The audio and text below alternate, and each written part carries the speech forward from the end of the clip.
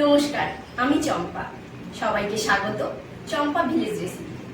আমি আশা করছি আমার পুরো ইউটিউব ফ্যামিলি আপনারা খুব ভালো আছেন, আমরাও খুব ভালো আছি। আজকে আমি আপনাদের জন্য একটি খুব মজাদার রেসিপি নিয়ে চলে এসেছি। আসুন আপনারা আমার সঙ্গে থাকুন, কেউ স্কিপ করবেন না, তাহলে পুরো ভিডিওটি বুঝতে পারবেন না, কোনো জায়গায় মিস করে যেতে পারেন।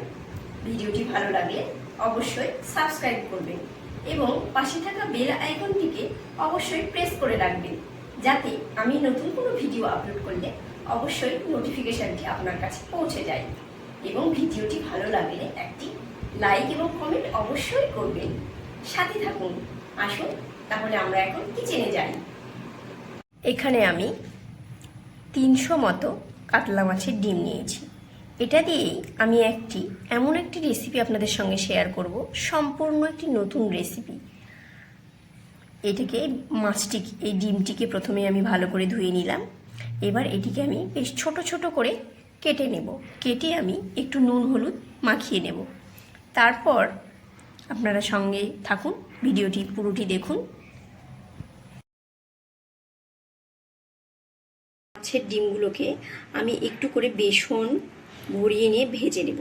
তাহলে এটা ভাজার সময় যে এটা ফুটে ওঠে বা ছিটকে ছিটকে পড়ে, গায়ে পড়ে, তাহলে সেই জিনিসটা হবে না।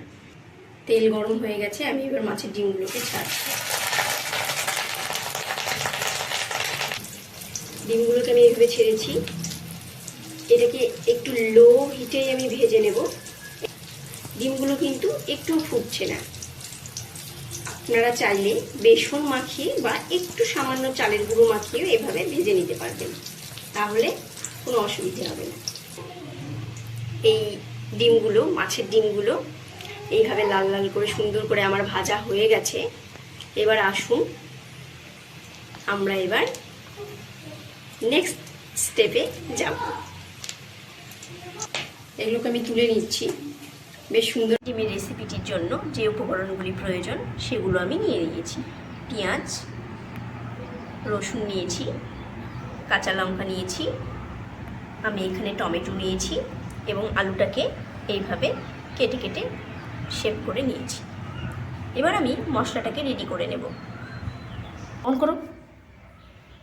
এখানে আমি কিছুটা রসুন দিলাম, পেঁয়াজগুলোকে দিলাম, আমি কাঁচা লঙ্কাগুলোকে দিলাম, আর এখানে আমি কিছুটা সর্ষে অ্যাড করব। এটাকে আমি এখন বেটে নেব। ডিমগুলো আমার ভাজা হয়ে গেছে, এইভাবে লাল লাল করে ভেজে নিয়েছি। এবার আমি কেটে রাখা আলুগুলোকে ভেজে নেব। এবার আমি এখানে আলুগুলোকে ছাড়ছি। আলুগুলোকে আমি বেশ ভালো করে ভেজে নেব, ডিপ ফ্রাই করে করে ভেজে নেব। আলুটিকে ভালোভাবে ভাজার জন্য আমি এখানে কিছুটা নুন অ্যাড করছি। নুন অ্যাড করলে আলু খুব নরমভাবে ভাজা হয়ে যায়।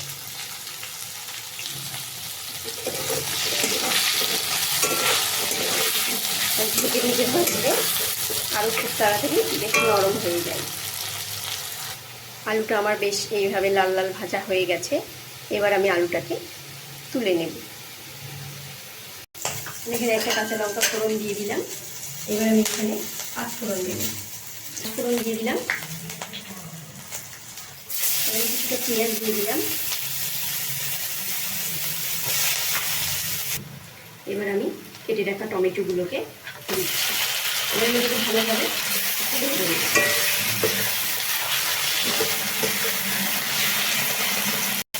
এবার আমি বেটে রাখা মশলাগুলো অ্যাড করলাম।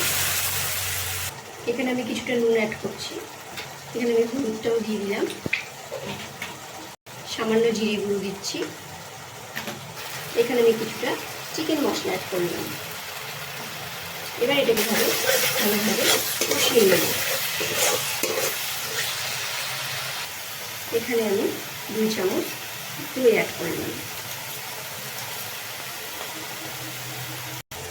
আমি এখানে আলুটাকে ছেড়ে দিচ্ছি। আলু আর মশলা যাতে একসঙ্গে ভালোভাবে কষানো হয়ে যায়, সেই জন্য। আমার প্রায় কষানো হয়ে এসেছে। আমি এবার এখানে কষানো হয়ে গেছে। এবার আমি জলটাকে অ্যাড করব।